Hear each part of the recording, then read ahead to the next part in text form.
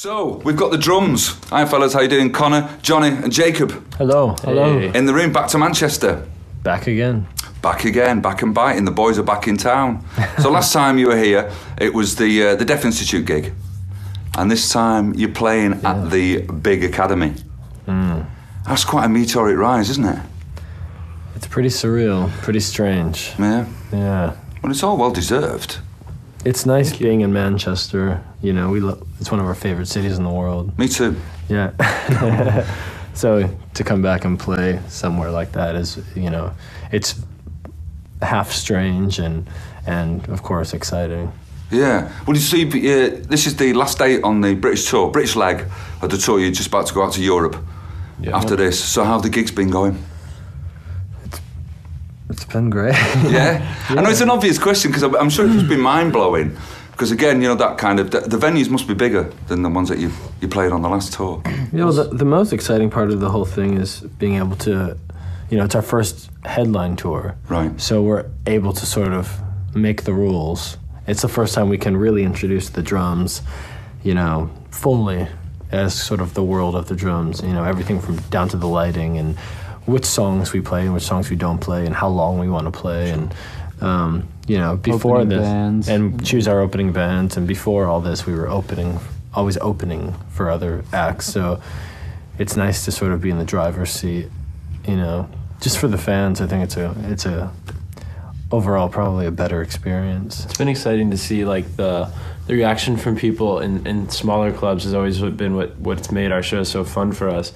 And like going into a tour that has larger venues, to see that reaction mirrored just on a larger scale is like really exciting, and it doesn't feel like anything's lost. Sure. Well, because the first time that I saw it was at Night and Day, and we were talking earlier, it was part of In the City, and most of the audience that were there were people from the industry. So it wasn't a true representation of what it would be like to go and witness the drums. And of course I was lucky enough to see you at the Deaf Institute, which was more indicative of what really drums fans were, and it was rabid. I thought the people there, they were just going crazy, and I mean, it's a great little venue. And tonight, I mean, it's just such a great celebration of I mean, I know, because I know, obviously being a player myself, is the hard work that kind of goes into, you know, people just see the hour show or however long it is, when we all know ourselves that there's the other 23 hours in the day, and there's also the writing and the rehearsing and all that kind of thing. 365 days a year. Quite, yeah, which kind of culminates in that 1 hour or however long you play. Right. And it's because it's quite a challenge, isn't it? As we, you know, as I'm sure that we all kind of feel. So a lot's happened anyway. So we had the Florence and the Machine tour, and then the Kings of Leon tour. And again, I suppose what you were saying there, the idea of going out in your own right is a lot more powerful now. Those tours. Was it just in the UK or was it outside of the UK? Florence, we did I think it was just a UK tour, and then a few shows in Australia, New Zealand.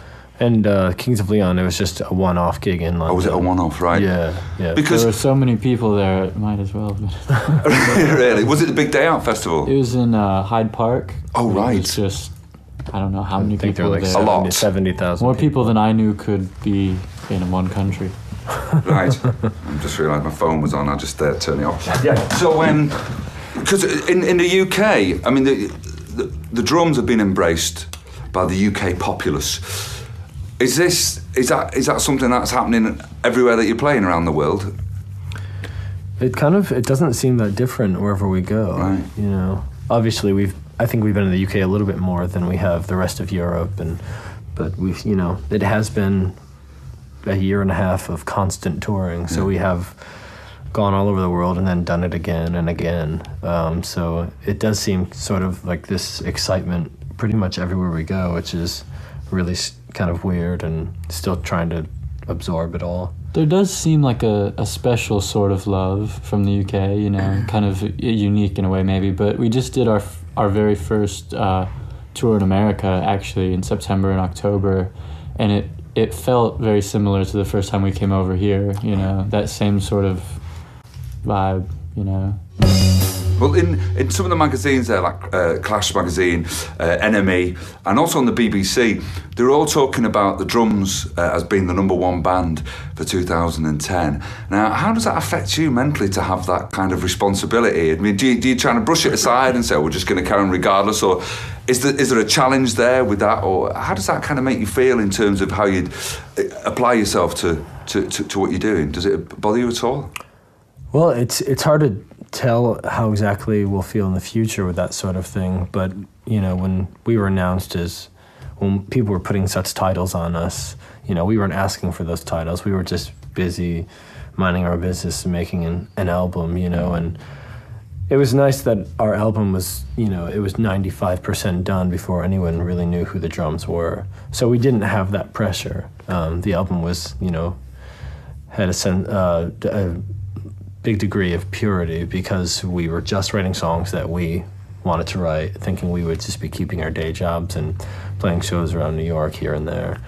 So we didn't have any of this in mind. So, going into the second record, it's a very different story, and, I think I know we've only been around for a couple of years, but it feels like we're sort of veterans of pressure because we were sort of born into a sort of spotlight, and had to sort of quickly find our bearings and develop, I think, faster than most bands did.